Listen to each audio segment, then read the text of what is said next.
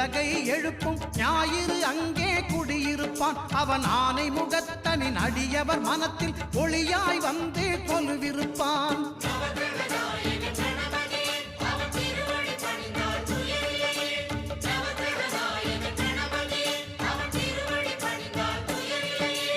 ஒன்பது கோளும் ஒன்றாய் காண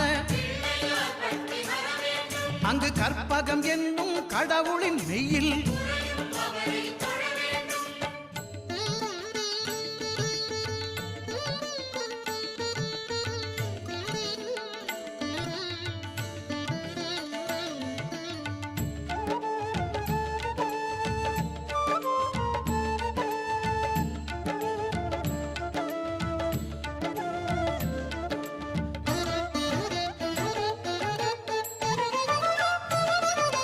திங்கள் பகவான் திருமுகம் காண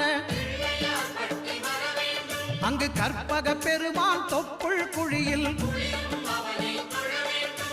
திங்கள் பகவான் திருமுகம் காண